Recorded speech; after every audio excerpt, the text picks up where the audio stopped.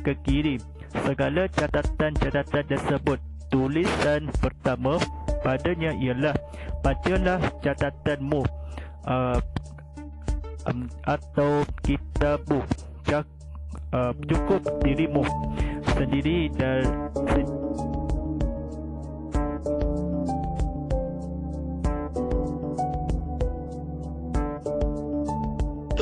ada anak Islam kita berumur 25 tahun yang tak tahu solat, sedangkan ilmu kat rujung jari je. Ya, jadi di situlah puncanya bagi saya. Katalah pasangan itu berkahwin pun dia tak dapat didik anak dia dari segi sudut agama sebab dia tak pernah.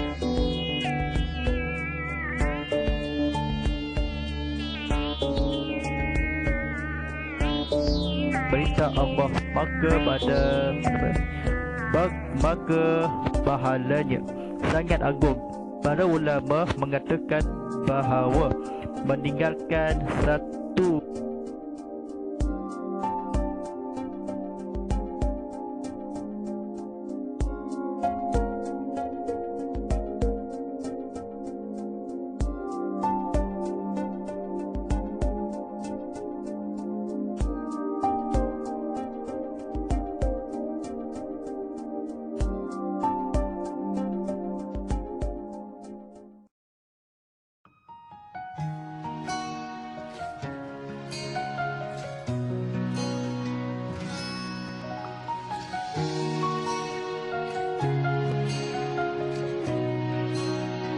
kita, maaf saya rakan saya mungkin dia, saya cerita bahawa lepas usrah yang sudah dia hubungi dan dia bercerita tentang, mungkin dia dengar usrah ni, saya bercakap untuk doa sebenarnya.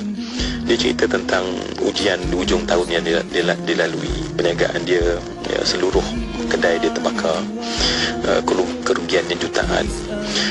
Namun saya dengar suaranya yang kuat, ya, melalui saat sukar itu, ya, dan disebut Masya Allah, dia percaya bahawa harta ini milik Allah, ya, apa yang dia sedang ada semua milik Allah Subhanahu Wa Taala.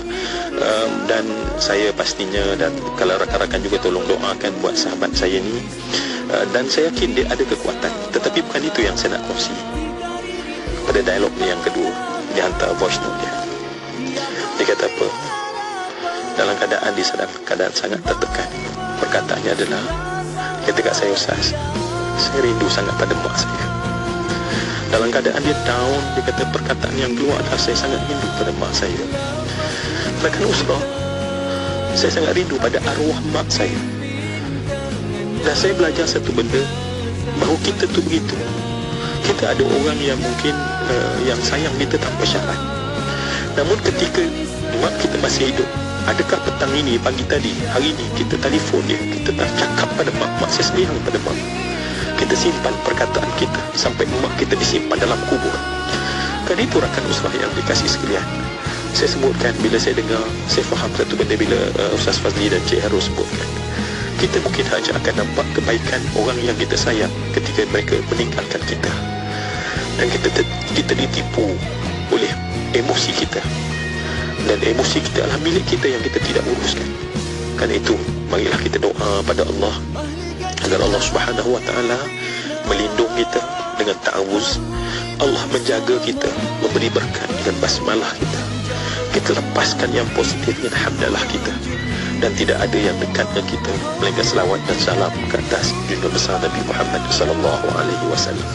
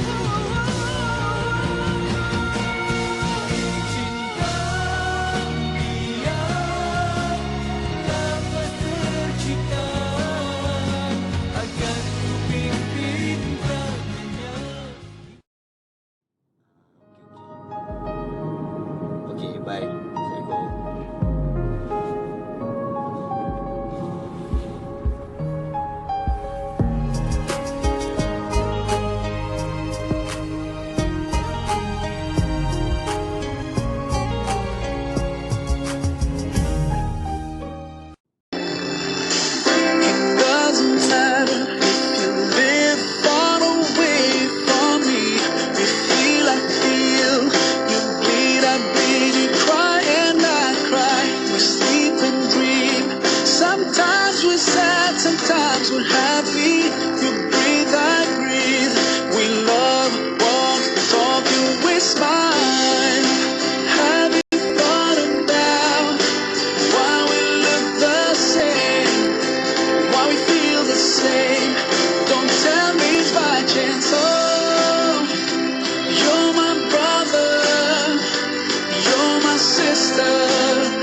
We're one big family. Oh, oh, you're my brother, you're my sister. Just one big family, family.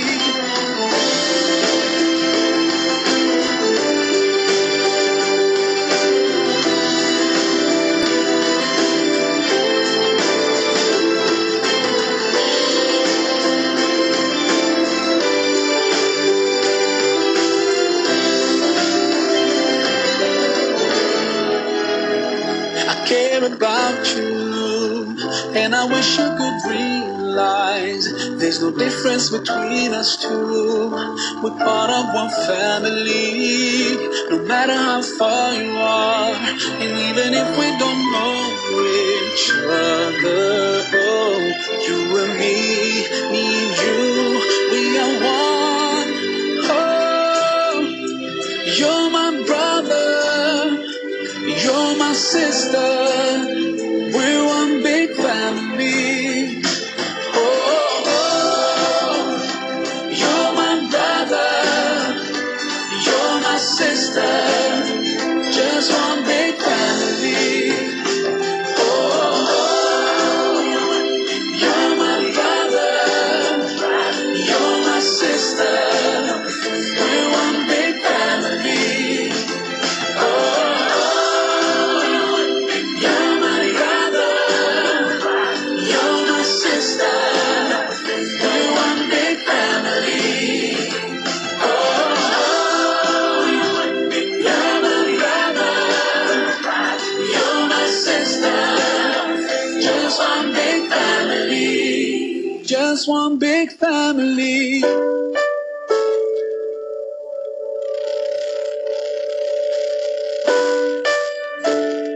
Secara semula jadi manusia itu ada 4 sifat. Yang pertama disebut sebagai quwwah nutqiyah. Yang kedua kerana manusia itu ada yang disebutkan sebagai quwwah bataniyah.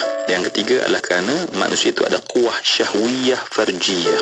Dan yang keempat kerana manusia itu secara semula jadi ada quwwah ghadabiyah. Kita tak boleh lari. Kerana itu Allah datangkan syariat daripada setiap rumuk dalam ilmu fiqh itu untuk memimpin setiap kekuatan yang ada dalam diri kita. Quwwah nutqiyah hanya dikawal dengan rumuk ibadat. Quwwah bataniyah, perut kita yang perlukan itu dan ini tetapi dikawal dengan rumuk muamalat.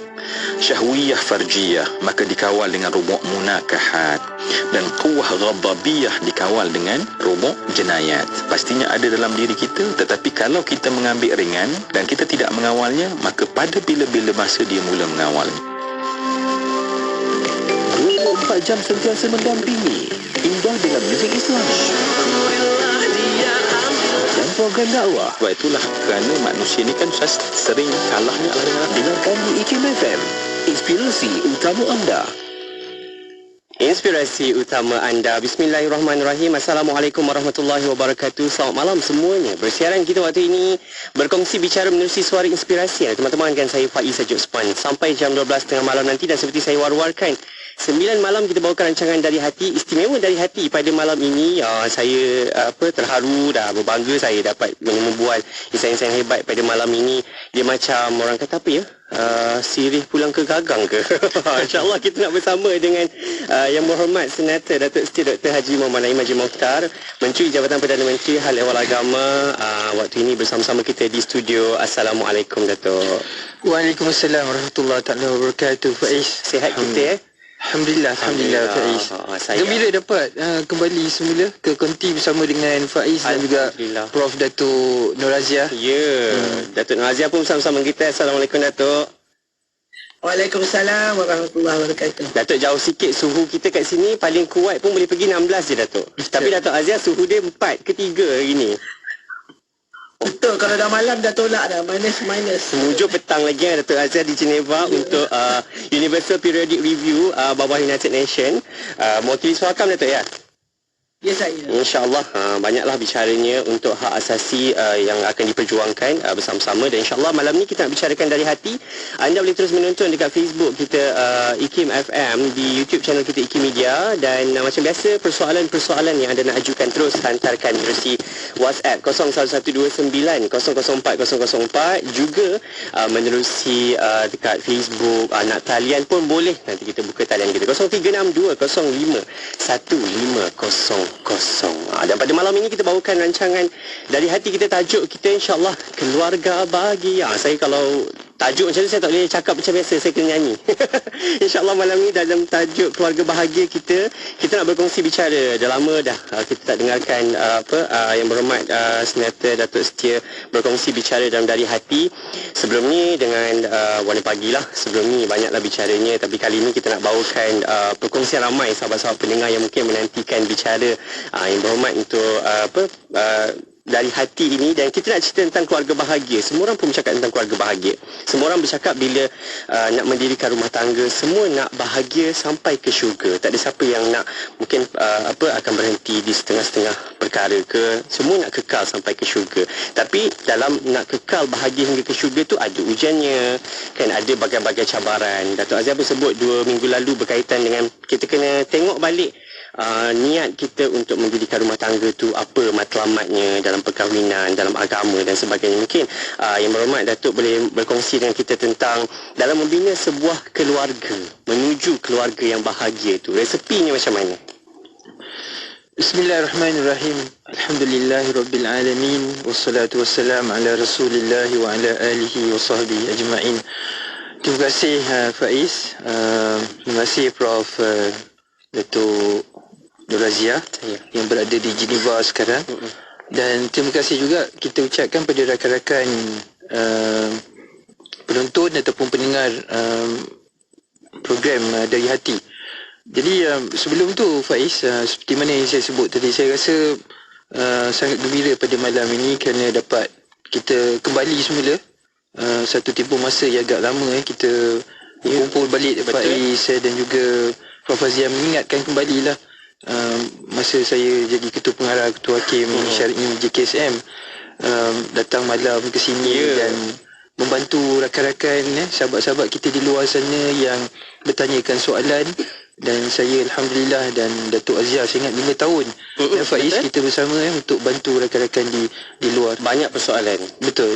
Jadi berbalik kepada persoalan yang Faiz timbulkan tadi itu, saya mulakan dulu saudara saya sekalian berkaitan dengan status institusi keluarga. Saya rujuk kepada statistik pernikahan dan perceraian 2022 yang dikeluarkan oleh Jabatan Perangkaan Malaysia pada November 2023 yang lalu, di mana statistik kes perceraian orang Islam meningkat 41% daripada 43,936 kepada 62,890 kes. Satu peningkatan yang agak tinggi Faiz. Kemudian perceraian tertinggi ni dari kumpulan umur 35 hingga 39, yang ni lelaki, dan 30 hingga 34 tahun bagi perempuan. Manakala kadar pernikahan orang Islam menurun. Jadi perceraian naik, pernikahan menurun daripada 215,973 kepada 214,824 perkahwinan dan perkahwinan tertinggi pada kumpulan umur 25 hingga 29 tahun.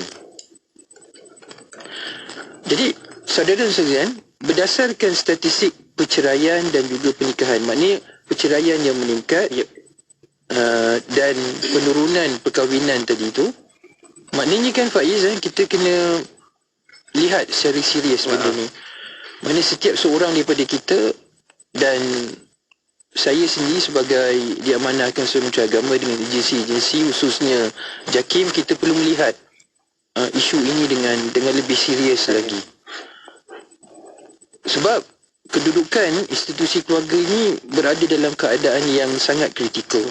Dan sudah tentu kan Faiz, kalau kita tengok, tidak ada sesiapa yang bernikah yang inginkan perceraian. Betul. Maknanya kita semua bila masuk akad pernikahan ini, memang kita hasrat dan kita berdoa pada Allah SWT agar kekal pernikahan daripada awal hinggalah ke akhir hayat. Kan? Tetapi ini hakikat yang berlaku. Betul. Jadi oleh kerana itu, dan kita tidak menafikan Faiz, dalam kehidupan ini ayat yang kerap kita baca dalam suratul Mulk, Allah SWT berfirman, allazi khalaqal mauta wal hayata liyabluwakum ayyukum ahsanu amala. Allah jadikan kehidupan dan kematian ini tidak lain dan tidak bukan ialah untuk liyabluwakum. Allah uji kita. Ini yang Faiz sebutkan tadi tu, ujian, cabaran dalam kehidupan, ujian dan cabaran dalam kehidupan perkahwinan. Memang dipenuhi dengan ujian dan juga cabaran. Persoalan yang timbul ialah macam mana Faiz sebut tu, bagaimana kita nak berusaha bila mana kita memulakan akad nikah sebagai suami dan isteri, tekad kita daripada awal lagi inilah pasangan kita dunia dan akhirat, tetapi dia tidak terjadi sebegitu. Jadi kita kena balik, tuan-tuan dan puan-puan, saudara-saudara yang saya kasih sekalian, kepada asas pembinaan keluarga di dalam Islam. Yang ini yang ayat yang biasa saya dan Prof Datuk Azia selalu sebut, surah Rum ayat yang ke-21. Apa yang Allah SWT sebut di dalam surah Rum tersebut? Asas kepada perkahwinan itu, tujuan dia ialah untuk membentuk keluarga yang aman damai dan mendapat mawaddah warahmah. Wa min ayatihi an khalaqa lakum min anfusikum azwajan litaskunu ilaiha wa ja'ala bainakum mawaddatan wa rahmah. Maknanya kan Faiz, kita ulang balik kan apa benda yang kita kerap bincangkan dulu. Maknanya matlamat dalam perkahwinan dalam Islam ini ialah untuk kita capai sakinah tadi tu, ketenangan, kedamaian dalam perkahwinan. Ini yang Faiz sebutkan tadi, bagaimana nak memperolehi perkahwinan yang aman damai dan sejahtera. Dan Allah SWT sebut di dalam Al-Quran tadi, wa ja'ala bainakum mawaddatan wa rahmah. Kan, dan Allah jadikan pasangan lelaki dan perempuan tadi itu mawaddah, kasih sayang dan juga rahmah. Jadi maknanya untuk mendapatkan kasih, mendapatkan keluarga yang bahagia, keluarga yang aman damai, keluarga yang sejahtera, dia kena bermula mesti ada sifat mawaddah dan rahmah. Jadi tuan-tuan dan puan-puan yang saya kasih sekalian, kita dalam konteks membina masyarakat madani ini, seperti mana yang disebut oleh Ahmad Muhammad Datuk Seri Anwar Ibrahim, membina keluarga, unit keluarga ini adalah merupakan unit yang terkecil tetapi sangat penting. Maknanya bermula daripada diri, kita membentuk syakhsiah diri, kemudian keluarga, membawa kepada masyarakat dan juga bernegara. Jadi unit ini sangat kecil tetapi dia sangat penting. Jadi sebab itulah dalam konteks bila kita tengok statistik tersebut, setiap seorang daripada masyarakat Islam dalam negara kita ini perlu kita berusaha dan mestilah meyakini dan berusaha untuk mencapai keluarga yang Allah SWT sebutkan tadi itu sebagai sakinah yang diasaskan kepada kasih sayang dan juga rahmah tadi. Okey, persoalan dia kan Faiz, apa itu makna dia sakinah? Okey, sakinah ni maknanya bahagia, aman, tenteram. Okey, dan menyelesaikan sebarang konflik dalam keluarga. Sebab kita kena faham bahawa bila kita tengok, bila kita kata keluarga yang sakinah ni maknanya keluarga yang tidak ada masalah. Tak betul macam tu. Kalau Allah dah jadikan kejadian ini, saudara-saudara sekalian, ujian daripada Allah SWT, jadi mesti ada berlaku masalah antara suami dan isteri. Ada masalah yang berlaku antara ibu dan juga anak, bapa dan juga anak-anak. Kan? So, yang ini adalah janji daripada Allah SWT. Jadi keluarga yang sakinah, yang aman damai, sejahtera tadi itu, dia mestilah, kan, persoalan dia ialah bagaimana cara mereka ni nak menyelesaikan masalah yang timbul tersebut. Jadi dia tidak boleh expect nak lagi daripada masalah. Mana bila ada timbul masalah kan kita rasa dah rasa give up macam tu. Sedangkan yang ini adalah lumrah fitrah yang Allah SWT jadikan. Sebab dalam konteks nak menjadikan sakinah dan kedamaian dalam tadi itu, maka suami dan isteri, anak-anak kena bermusyawarah dan cari jalan penyelesaian yang terbaik untuk dapatkan sakinah. Kemudian Kak Faiz sebut tadi, Allah SWT sebut tentang mawaddah. Bila mawaddah ini dia tidak sekadar cinta yang akan pudar semasa hati merasa kesal atau kecewa kan. Tetapi mawaddah ini adalah merupakan kasih sayang yang bersemat dalam diri sehingga tidak mudah untuk memutuskan. Is a real love macam tu. Maknanya kalau katakan ada badai kan Faiz, bila ada masalah daripada pasangan kita, suami isteri, dan kita cepat rasa kecewa, ya Allah kenapalah uji dengan suami yang begini, give up.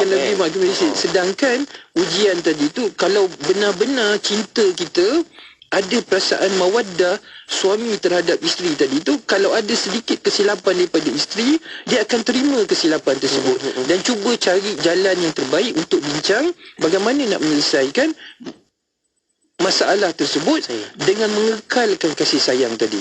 So yang ini adalah mawaddah. Maknanya mesti ada mawaddah tadi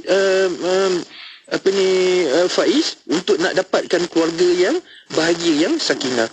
Dan yang kemudian adalah rahmah.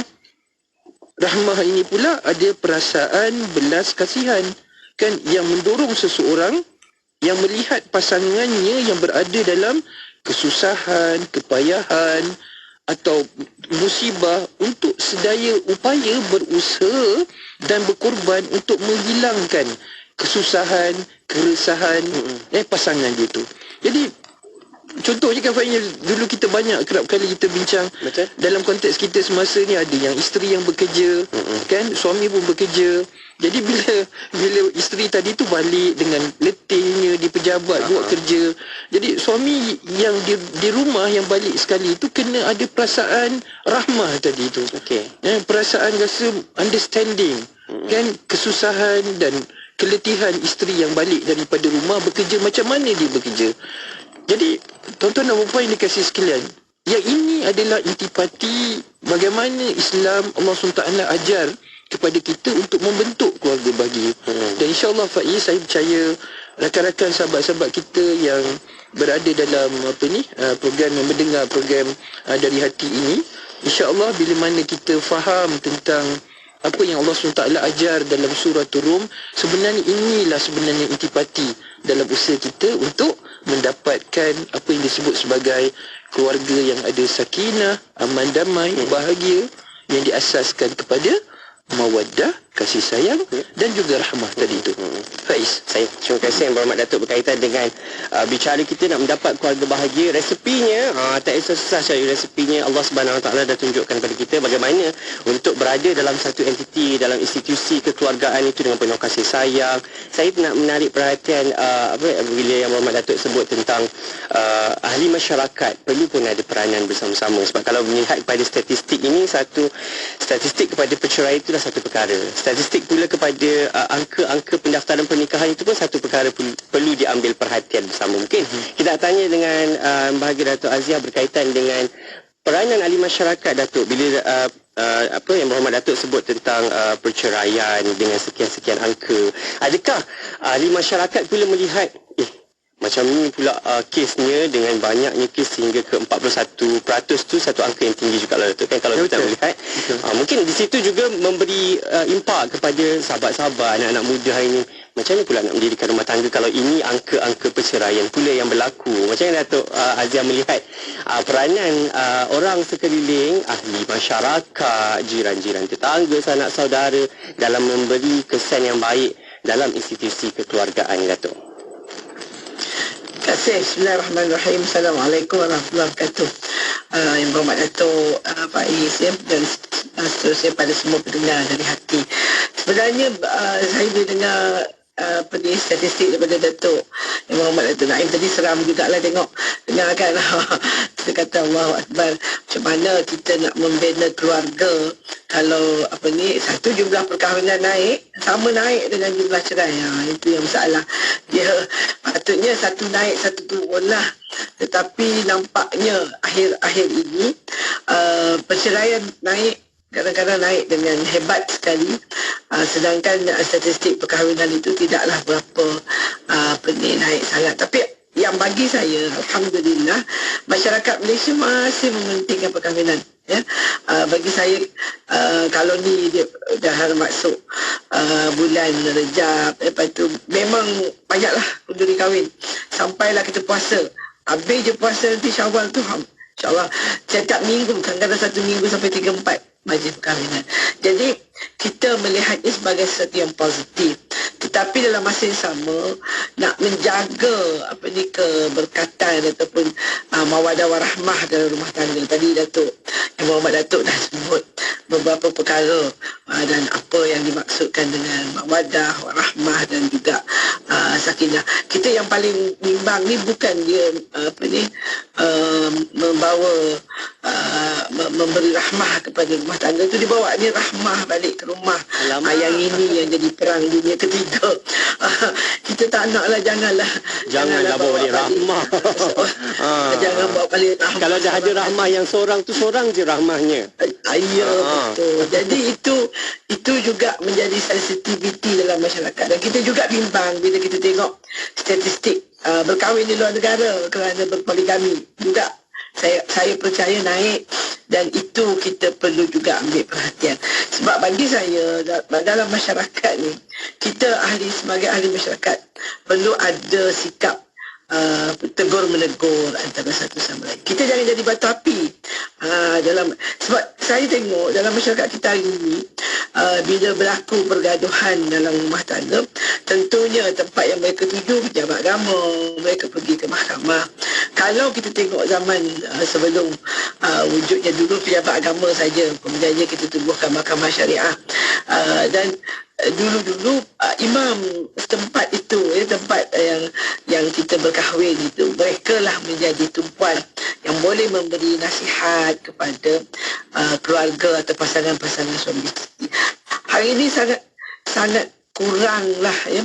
Saya tak tahu sama ada hilangnya rasa hormat ke, mereka rasa mereka ni mungkin tak faham, pejabat agama lebih faham. Tapi semua ahli masyarakat, baik imam, ahli masjid, jiran tetangga, ada peranan yang boleh dimainkan, terutamanya dalam kes-kes macam saya ambil rumah tangga yang tak ada mawaddah warahmah ni lah, yang duk gaduh, ada berlaku keganasan, mendera isteri.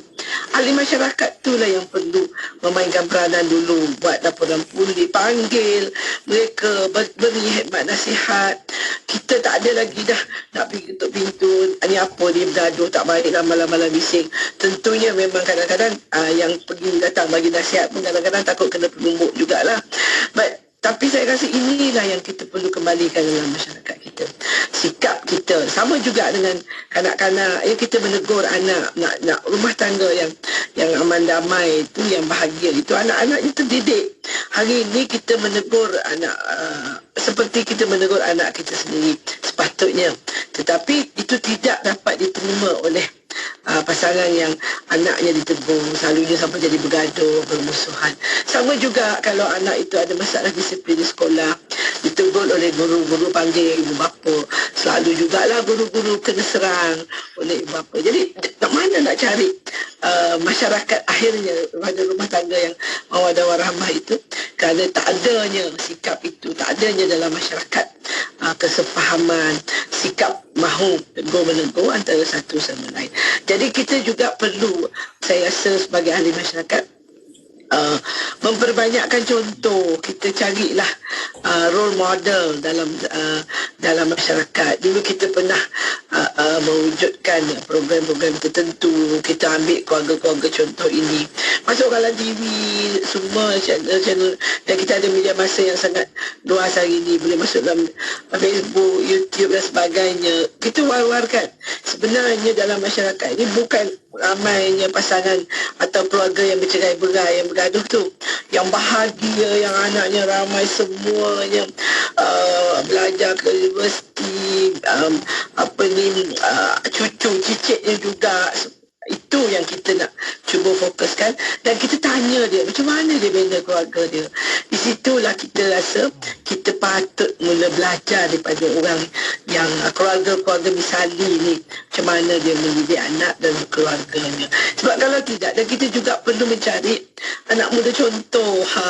Kita hari ni mungkin kuranglah. Okeylah, kita ada beberapa program reality, tapi saya rasa kita perlu ada melihat kepada orang muda. Orang muda ni kita ambil lah, kalau yang daripada umur 25 sampai 30 tu, bagaimana dia cuba daripada scratch, dia berkahwin, membina keluarga. Di situ saya rasa kita dan Radio IKIM boleh buat war-warkan, panggil dia. Saya buat reality show nanti lah cerita. Ya, nak buat reality show tu satu perkara lah. Saya sebenarnya tak berapa gemar reality show, tetapi takut ada banyak kepura-puraan. Fake pula betul juga.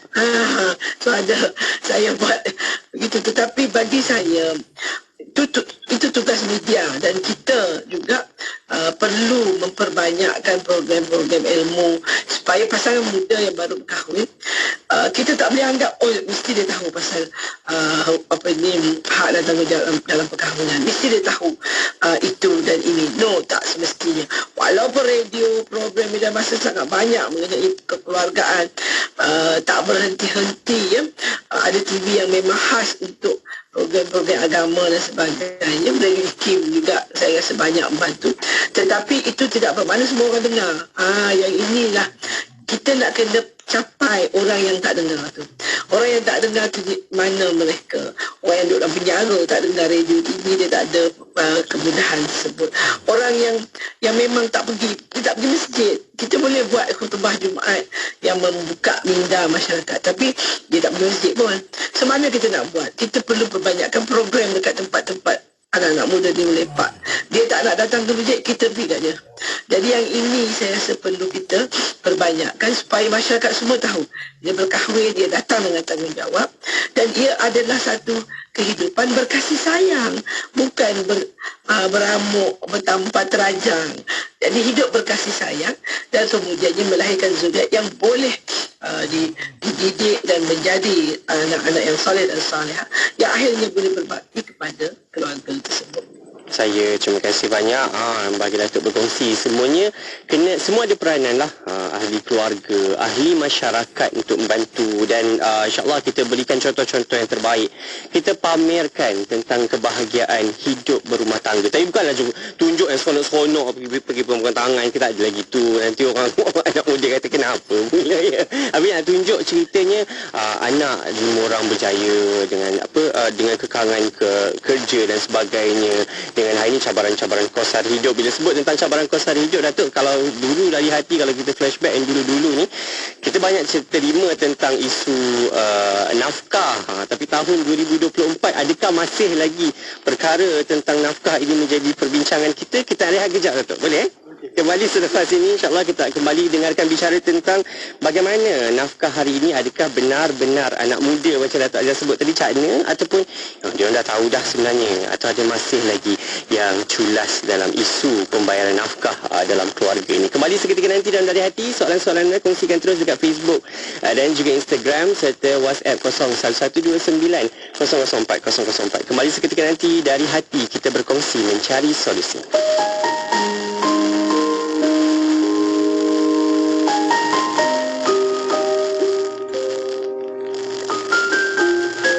Hidup bertetangga, jaga-menjaga, bertegur sapa bermanis muka, jauhkan sifat berburuk sangka,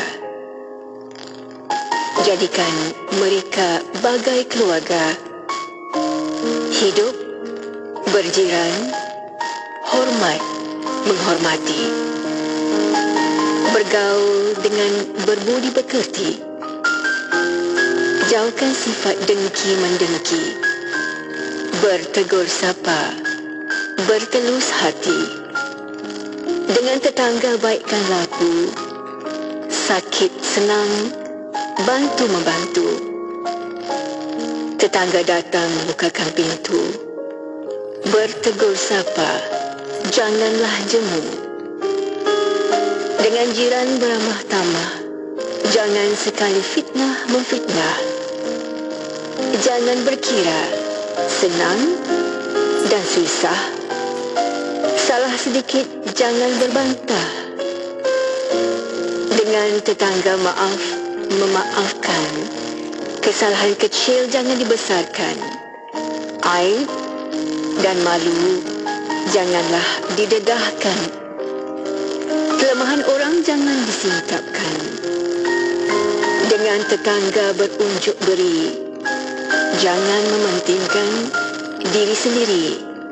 Mana yang hilang sama dicari, mana yang susah sama disantuni.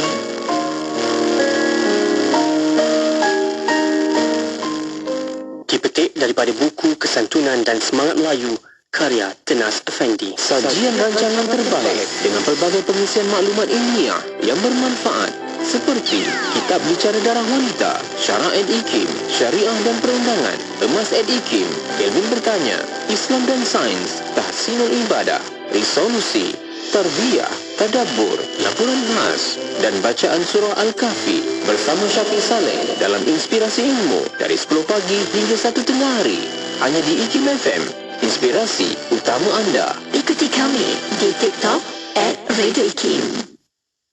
Ikim FM, inspirasi utama anda. Kita masih lagi bicara dalam Dari Hati. Istimewa Dari Hati kita waktu ini kita bawakan Yang Berhormat Senator Datuk Seri Dr. Haji Muhammad Naim Haji Mohtar, Menteri Jabatan Perdana Menteri Hal Ehwal Agama, berkongsi bicara dengan kita pada waktu ini, dan juga yang bahagia Profesor Dr. Nazir Haji Muhammad Awal, Pesuruhjaya Suhakam, dan juga Profesor Undang-Undang Keluarga, Wanita dan Kanak-Kanak Universiti Kebangsaan Malaysia.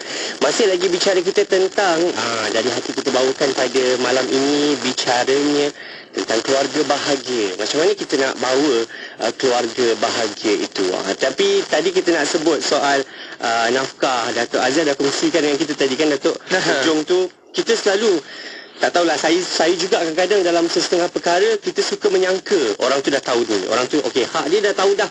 Kita proceed je tanggungjawab kita sebab dia dah tahu dah hak dia, tanggungjawab dia. Tapi ada masa-masanya kita perlu ingatkan tentang hak dan tanggungjawab masing-masing, terutama dalam institusi keluarga. Kita bercakap soal pemberian nafkah.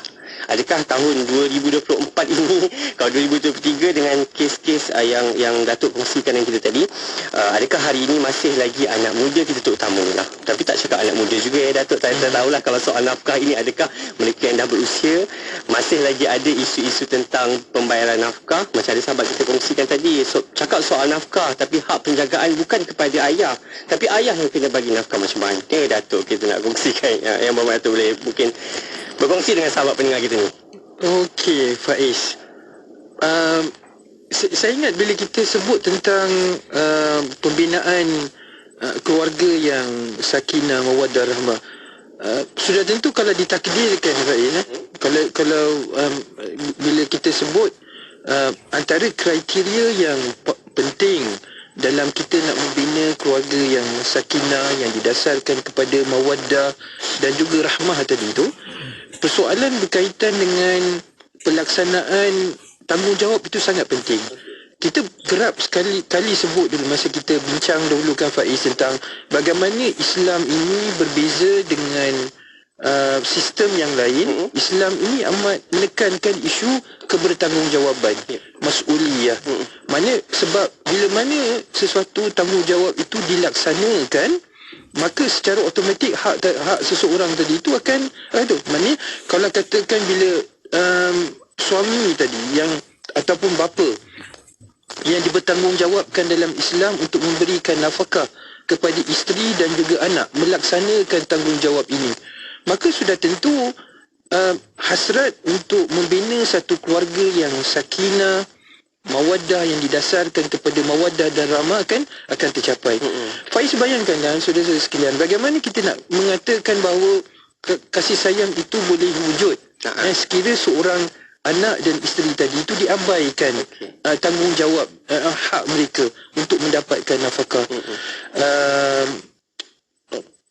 Sama ada suami yang tidak bekerja, malas untuk bekerja kan, dan gagal untuk mengusahakan sesuatu untuk memberikan nafkah kepada isteri dan juga anak-anak.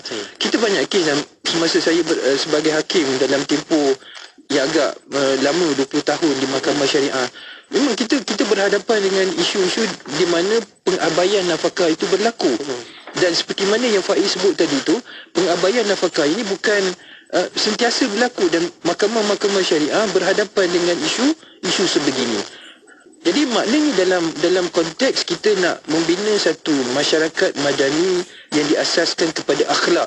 Mana dalam konteks tu kan Faiz, kita mengharapkan supaya suami-suami, tak kira lah pada tak, bila Faiz sebutkan tadi tu, adakah pengabaian nafkah ini berlaku mengikut tahun umur, tak? Misalnya masa muda ke ataupun golongan warga emas ke, dia berlaku, dia berterusan jadi macam tu.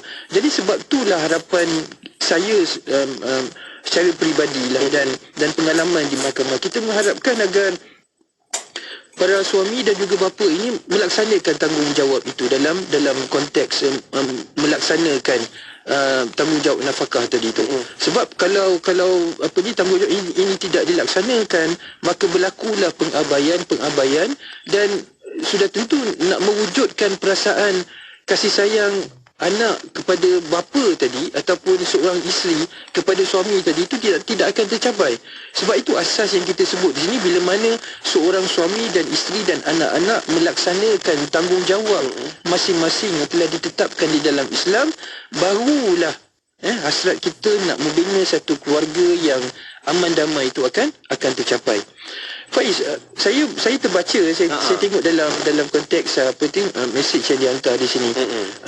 Kita ada juga kes di mahkamah syariah, dan saya harap perkara ini dapat dilihat dalam konteks bagaimana kita nak memastikan hubungan antara seorang bapa dan juga anak, seorang ibu dan juga anak ini berterusan. Kita sebut, Nabi SAW sebut, la yadkhulul jannata qati, tidak masuk ke syurga mana-mana orang yang memutuskan tali silaturahim, yang memutuskan hubungan antara ibu dengan anaknya, memutuskan hubungan antara bapa dengan anaknya. Yang ini kerap berlaku dan sebab tu saya mengharapkan dalam konteks kita di mahkamah-mahkamah syariah, bila berlaku sesuatu pertikaian berkaitan dengan hak jagaan anak, selalu Faiz dikaitkan, maknanya seorang ibu yang cuba mendapatkan hak jagaan anak, bila dapat hak jagaan anak tersebut, mengharapkan agar bekas suami tadi itu untuk membayar nafkah. So dia ada kaitan di situ. Ibu dapatkan hak jagaan, bapa perintahkan untuk membayar nafkah.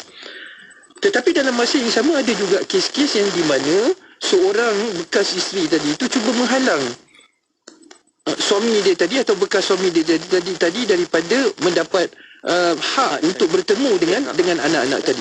Jadi yang inilah kita mengharapkan dalam konteks di mana bila berlaku sesuatu perceraian, sebab tu kita harapkan dalam Islam bila mana disebut imsakum bima'rufin atau tasrihum biihsan. Maknanya kamu pegang suami isteri tadi tu dengan cara yang baik dan lepas pun dengan cara yang baik. Sebab tu kita ada dalam sistem di mahkamah, sama ada di mahkamah syariah ataupun di mahkamah sivil, di mana pasangan-pasangan tadi tu cuba disuluhkan supaya terutamanya ke Faiz dalam konteks yang melibatkan hak jagaan anak dan dalam konteks di mana seorang bapa tadi itu diwajibkan untuk membayar nafkah anak. Jadi dalam konteks itulah Faiz, saya dah sebut saudara sekalian, mana dalam konteks kita nak mewujudkan satu keluarga yang bahagia, aman damai, walaupun berlaku perceraian, hubungan di antara seorang ibu dan anak, bapa dan anak itu perlu kekal. Jadi walaupun suami dan isteri tadi itu tidak boleh kekal hidup bersama sebagai suami isteri, tetapi dia ada anak tadi yang perlu dijaga.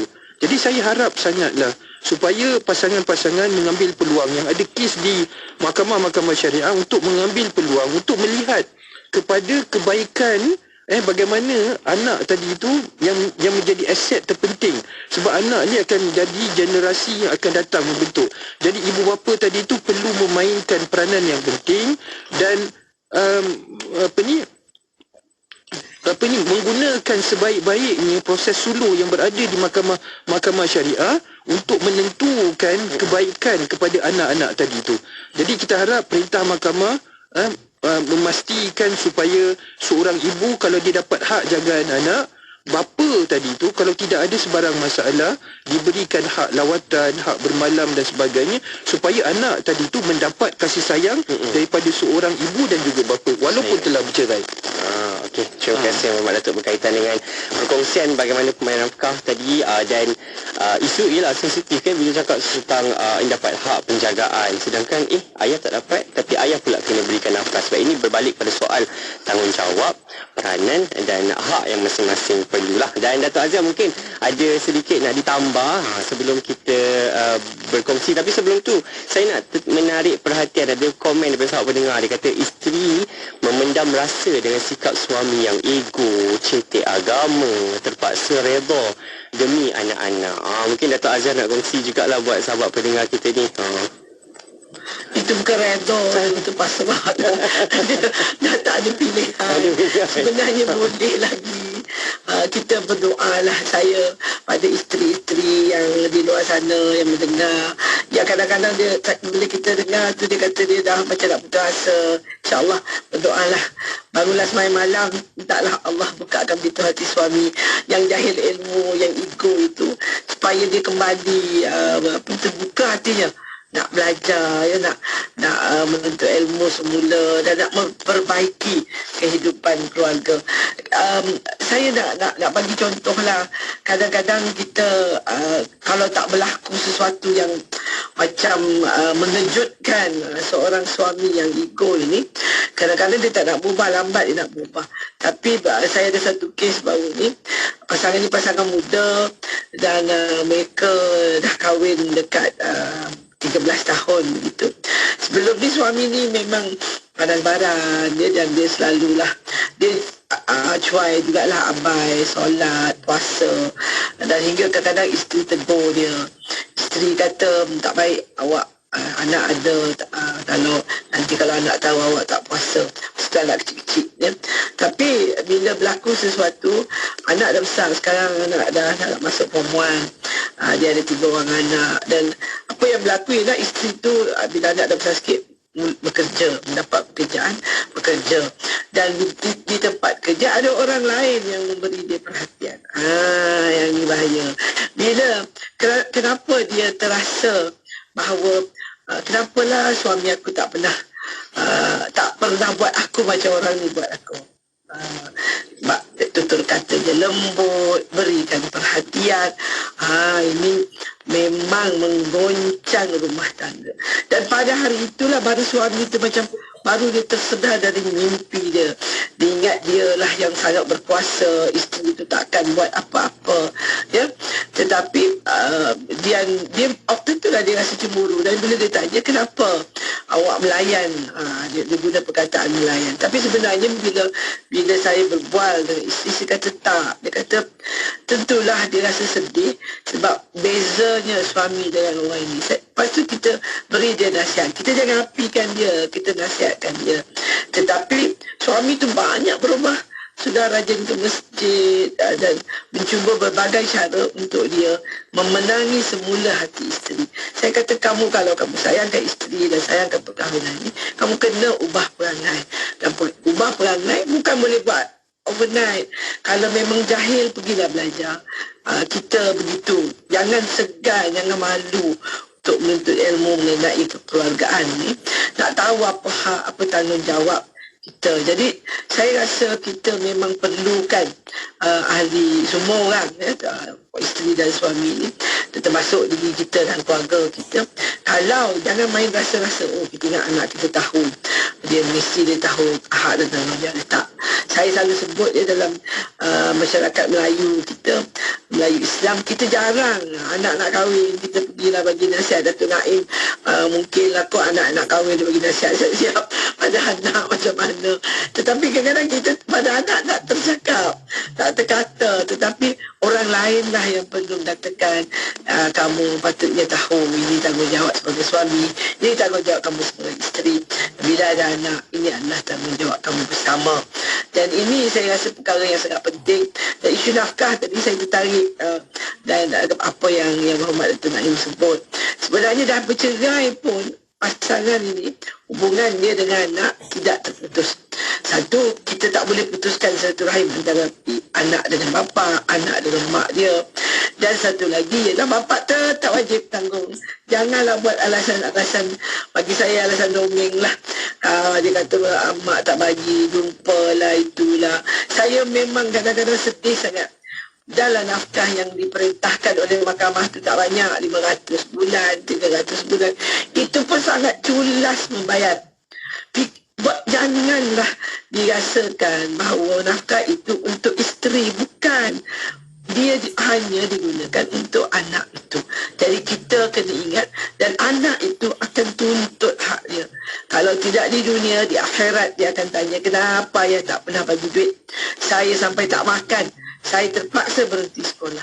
Yang ini saya rasa banyak dalam masyarakat kita, masih banyak dan perlu dihentikan. Dan kita mesti sama-sama memberi kesedaran kepada semua orang, pada semua ketua keluarga lah terutamanya. Kalau dia dah pernah cuai, pernah abai keluarga dia, kembalilah pakai jalan, bertaubatlah, dan marilah kita bina semula rumah tangga kita. Walaupun dah bercerai, tapi bina hubungan baik kita dengan anak-anak kita. InsyaAllah, terima kasih banyak Datuk berkongsi dengan kita pandangan dan pengalaman. Sebab kita dengar cerita daripada pengalaman-pengalaman yang terdahulu kan, sahabat-sahabat kita berkongsi, bicara dan sebagainya. Datuk, sebenarnya saya nak menarik perhatian berkaitan dengan soalan tentang orang ketiga. Tapi sebab tadi berkaitan dengan sahabat kita, saya nak menarik satu perkara lah tentang sikap suami yang ego tadi, redha dengan anak-anak sebagainya. Dekat situ dia disebut tentang cetek agama. Macam mana Datuk melihat, Yang Berhormat Datuk melihat tentang peranan, terutama ketua keluarga lah, pada suami nak memberatkan dalam keluarga sebab dia rasa okey, isu nafkah selesai. Tapi terlupa kadang-kadang soal sebab hantar anak kat sekolah lah, tak apalah, cikgu je lah ajar, ataupun hantar mengaji, ghafal dan sebagainya, itu dah selesai kat situ. Tapi berbalik kepada ketua keluarga tu juga, bagaimana nak perlu memberi kepemahaman agama dalam keluarga, nak tambah ilmu dan sebagainya. Macam mana Datuk? Faiz, memang benar sangatlah. Nabi SAW sebut kullukum ra'in wa kullukum mas'ulun an ra'iyatihi. Setiap seorang daripada kamu adalah pemimpin, dan setiap seorang pemimpin tadi itu bertanggungjawab ke atas rakyat, orang di bawah dia. Ibnu Qayyim Al-Jauzi sebut faqidu syai'in la yu'ti. Seseorang yang tidak ada, dia tidak mampu untuk memberi. Jadi kan Faiz, kalau kita tengok kan, saudara-saudara sekalian, bila mana Nabi SAW sebut kita ni, khususnya para suami, dipertanggungjawabkan sebagai seorang pemimpin.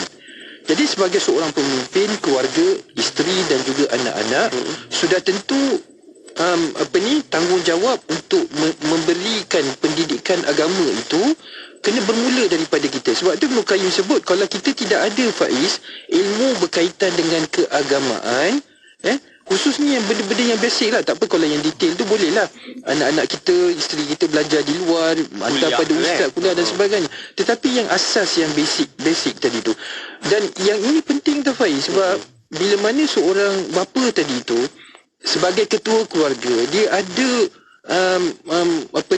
ilmu asas tentang keagamaan, dia boleh bawa isteri dan anak dia untuk berbincang. Dan benda-benda ni lah Faiz, tuan-tuan dan puan, dia akan membina sakinah, mawaddah dan rahmah dalam kekeluargaan tadi tu. Jadi bila ada isu-isu yang berkaitan tentang kekeluargaan, so bapa tu dia boleh ajak anak, suami dan isteri dia tadi tu untuk bersama-sama bincang. Jadi yang inilah bila mana kita menyebutkan untuk membina satu keluarga yang bahagia, dia mesti diasaskan kepada kecintaan kita kepada Allah SWT dan juga Rasul.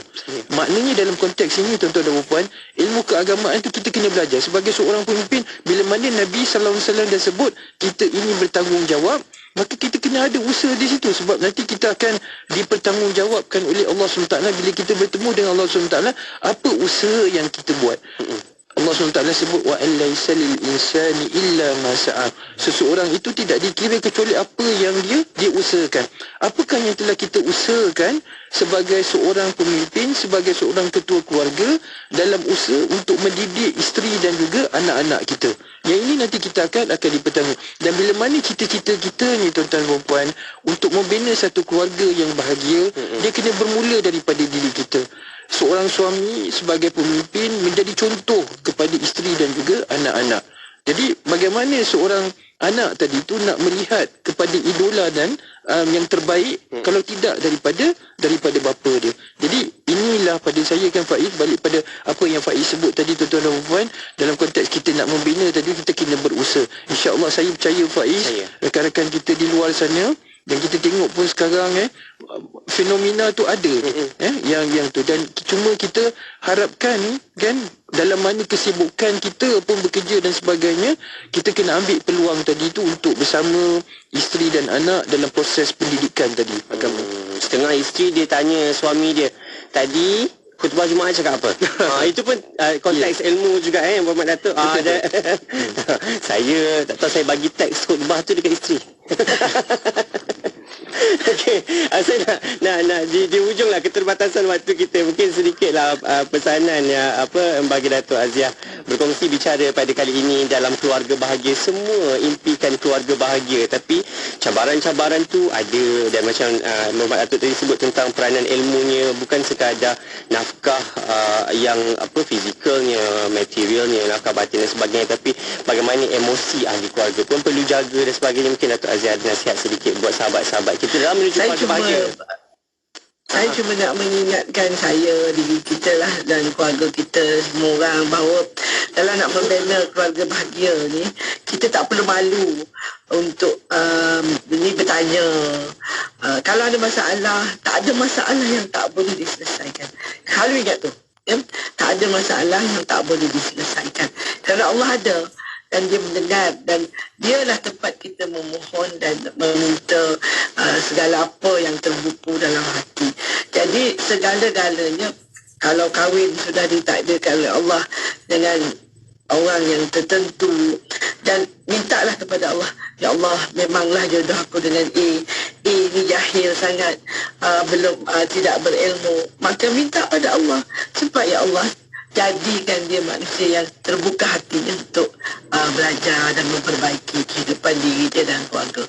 Jadi kita selalu ingat bertanya kan, dan kemudiannya kalau kita tak berilmu, tanyalah pada orang yang tahu, orang yang berilmu, dan kemudiannya berusahalah sedaya upaya untuk memperbaiki kehidupan diri kita dan hubungan kita dengan Allah, dan juga hubungan kita dengan keluarga kita dahulu, dan kemudiannya dengan ahli masyarakat.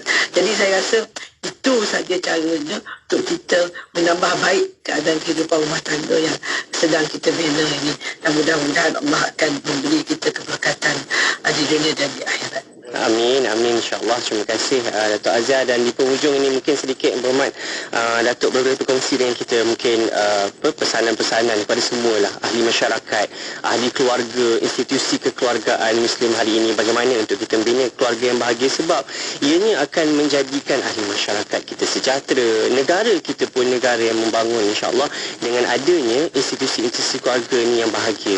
Muhammad Datuk. Saudara-saudara yang saya kasih sekalian, kalau kita lihat kepada